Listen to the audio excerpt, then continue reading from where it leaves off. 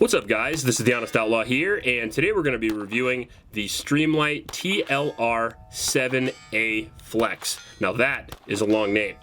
Before we do that, I want to thank my Patreon supporters as I do in every video. You guys are the reason why the channel's still here. Can't appreciate you guys enough, and because of that, we do all kinds of cool stuff over on the Patreon page. I bounce ideas off you. On top of that, you guys get some exclusive access to some of the videos I put up there you can only see on there. And I also answer all the questions that you have. So if you direct message me and have a gun question, I will answer it as soon as I possibly can. TLR7A is a pretty cool little weapon light designed for pistols. You can put it on a rifle if you want to, and I'm sure it would work, especially for a home defense style rifle. However, it is predominantly designed for pistols, and that's really where it excels. You can see here that I have one on the SIG M17, and it fits flush on that. We can unscrew it here. That's how it mounts, just via a flathead little serrated wheel there. And you can see how it mounts on the Glock as well, making it very flush and very tight. So if you want to run this for a concealed carry light, it doesn't take up much space. I like that a lot.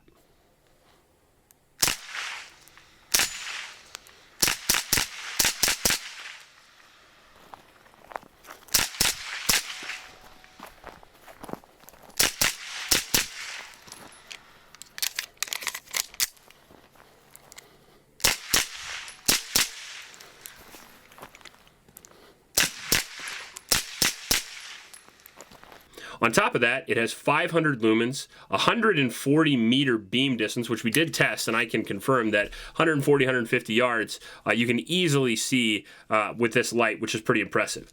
1.5 hour runtime, and it runs off a single 123A battery, making it relatively easy to find and cheap to purchase to recharge your light. So you can see the lights in there, and all you do is remove the lens, bevel, whatever you want to do, and then all you do is screw it back on. Try not to cross-thread it like an idiot. Then all you got to do is mount it back up to your light, or even take it off without even taking the light off the gun, which is pretty cool. Yep. All right, so this is at 25 yards. I figure we just start here. You guys can see what it looks like.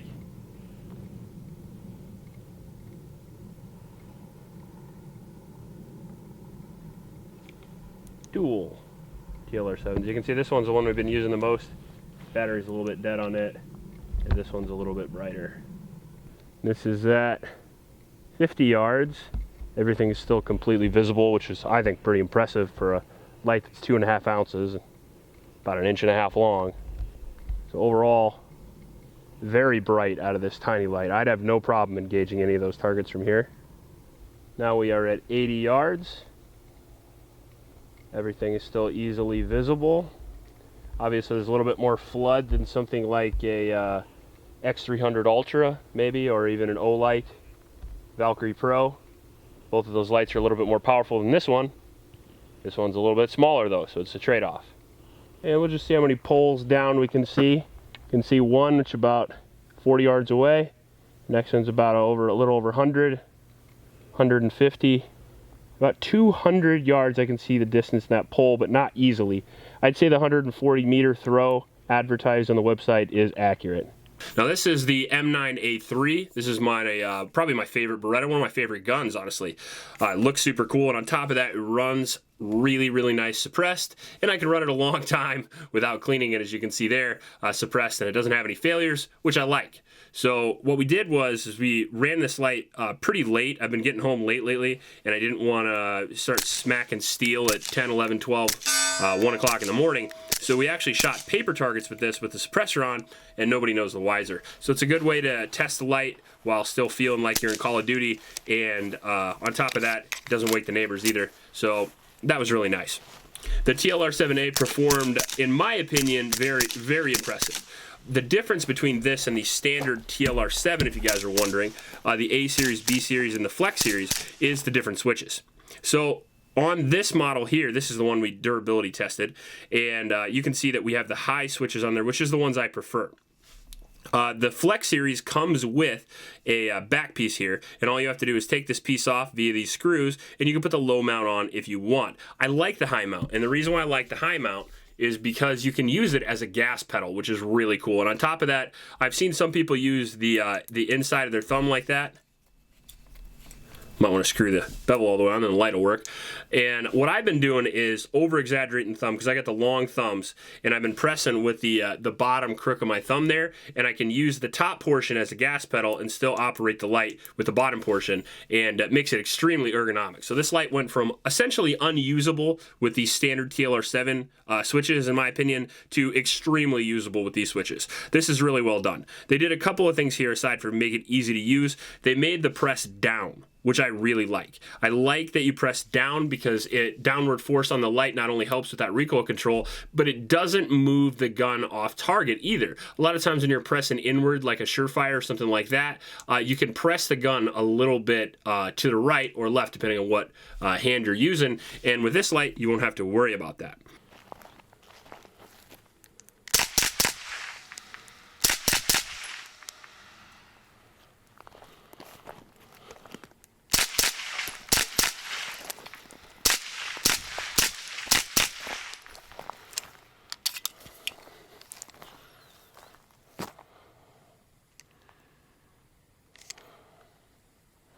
So you've got a light that's 2.5 ounces, which is super light, really flush with a gun. And on top of that, it's pretty bomb-proof as well. I did the same testing with this light as I do with all the other lights, which includes a water test, kicking it down a gravel road, throwing it 20 feet in the air a bunch of times. I threw it at a pile of bricks a few times, and I did several shoulder height drops on this light with no problems whatsoever. All right, this is the Streamlight TLR7. Works just fine. Do some throw tests to it. Throw it up in the air about 20 feet.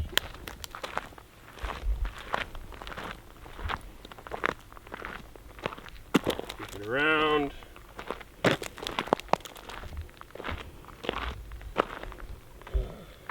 Leg day was today, so I'm a little bit sore. Throw it up.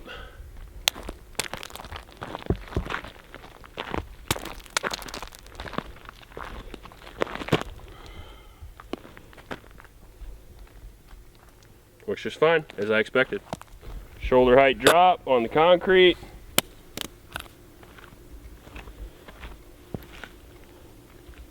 Do another one.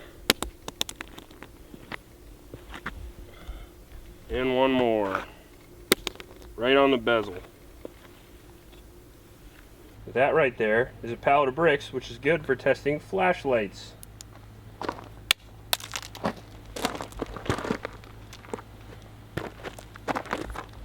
Still works. So durability with the Streamlight doesn't appear that it's a question. The nice thing is I'm working with Optics Planet now, and I got one of these guys from Optics Planet. And the nice thing about working with Optics Planet is they allow you guys a discount code. So if you want to get this light, all you got to do is go down in the pinned comments. That's where we got to put it these days, because YouTube gets mad if you put stuff like that in the description. They can take down my video. Cal over there is a good friend of mine now. I met him at SHOT Show, and we've been bantering back and forth ever since. I like working with Optics Planet because there's no conflict of interest. If this light sucked, I could easily tell you, and he wouldn't get mad at me, unlike a lot of other companies, which is why I don't work with very many. Now, on top of the switches, the lightweight, the durability, what you're going to have is a throw that goes about 150 meters from a pistol, which is more than you're ever going to need from a handgun. I assume worst case scenario, you're going to have to be an officer or something like that. You're going to look down a long alleyway that's maybe a block long. You should be able to illuminate that entire alleyway with no issue. We were illuminating all the targets just fine at 100 yards. And what you're going to get out of this light is you're going to get a little bit more flood than you are throw. It's going to have a little bit wider beam pattern because concealed carry lights generally do, especially for pistols, because why not illuminate the whole room if you can? On top of that, still having that super intense beam that you can defeat somebody with light.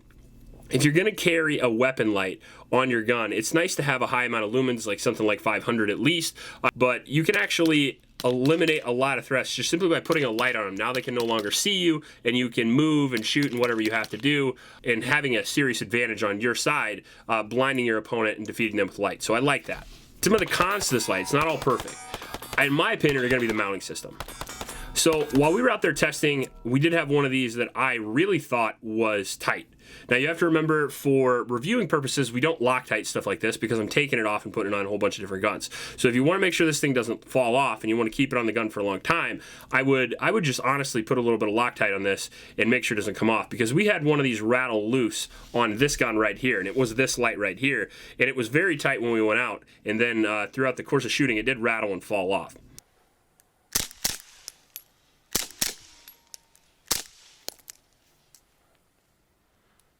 You could eliminate that with Loctite again, but we didn't.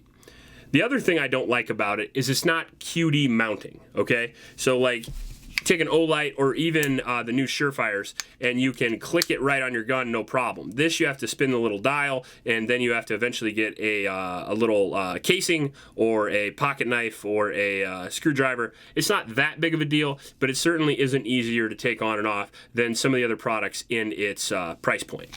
This light is around $140. It is waterproof, it is aluminum, and it is very durable and very lightweight. It's one of the better concealed carry lights I've seen come out in a long time, which is why I wanted to review it for you guys, and that's why I requested it from Optics Planet. So overall, I think the light's pretty badass. If it wasn't, I wouldn't have bought 2 more already, and I think that it's probably worth the price overall. If you like this video, please like and subscribe. Please stop at your local homeless shelters, and remember to recycle. I'll check you later.